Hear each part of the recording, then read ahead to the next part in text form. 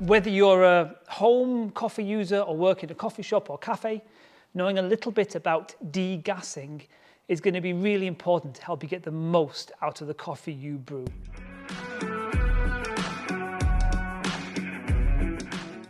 So in this video, I'm going to talk a little bit about what degassing is and kind of how long you should wait before using coffee. I got 2 bags of espresso here. The bag over here on your right is 16 days old, and the bag here is 3 days old. Now, if I was going to pick one of these to use, then even though the 16-day-old coffee is 13 days, nearly 2 weeks older than this one, that's the one I would choose. It'll be nicely degassed at 16 days. This bag here is 3 days old. I'd be a little bit hesitant about using it. So what do we mean about degassing? Well, let's go back to the roasting itself. During the roasting process, there's lots of chemical reactions inside the bean, and we get the formation of carbon dioxide gas. And it's sitting inside the bean when they tumble out the roaster and work their way into this packaging. Now, over the first 24 hours, a lot of that carbon dioxide gas is given off, is shed by the beans, and actually works its way out of the bag using these little one-way valves that you see on the bags. But there's still a lot of residual carbon dioxide in those beans, and it's enough to affect our coffee brewing.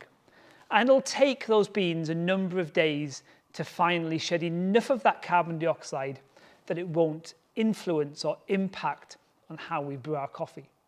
It's difficult to be precise. There's lots of factors that come into play, such as how the coffee's been roasted, the kind of density and processing of the coffee, the packaging itself, how quickly it went into the packaging, and even the ambient temperature the coffee is stored at. There's a broad rule of thumb we can follow. Now, earlier today, I brewed a quick V60, and it was using a 3-day-old coffee. And as I poured water on, and you may know this if you brew coffee at home, you get what we call a bloom. And you can actually visibly see the gases kind of coming out of that bloom. And as they add more water, you can clearly see that kind of foaminess at the top, and that is the gas escaping. And it's one of the reasons why we stir the bloom to try and get rid of as much of that gas as we possibly can. If there's a lot of gas in there, then it's going to inhibit the coffee's ability to absorb that water and for that water to dissolve solids into the cup. We could tend towards an under-extracted coffee. Now imagine that happening in a portafilter of an espresso machine. A sealed portafilter. That gas has got nowhere to go, and it really will disrupt or potentially disrupt the extraction of that coffee. All kinds of things can happen in there, and in particular, you might see a lot more channeling than you would normally expect from your coffee. Now, for brewed coffee, you want to wait for about 3 to 5 days after roasting as a minimum before you start using that coffee. Cafetières are really more forgiving because you've got a long brew time.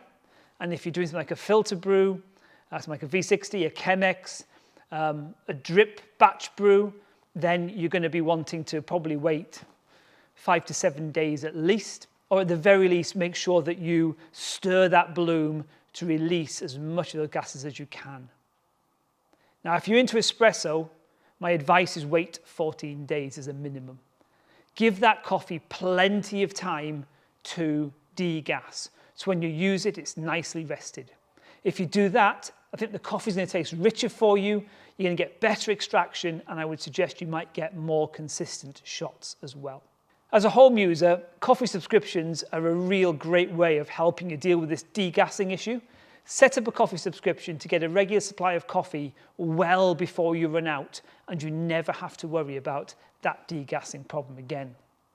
If you do mess up and you do have to start using fresh coffee, then the one tip I can give you if you're an espresso user is to lengthen your shots. Now, I don't mean the shot time here. What I mean is pull more water through the shot. 3 or 4 grams more water will usually help counter the impact of that gassiness. It will create a weaker espresso in one sense, but at least you're probably guaranteed that the extraction is a little bit better. So there you go, quick run through on degassing coffee. If you've got any thoughts, comments or questions, please feel free to get in touch. In the meantime, hope you have a great day and thanks for watching.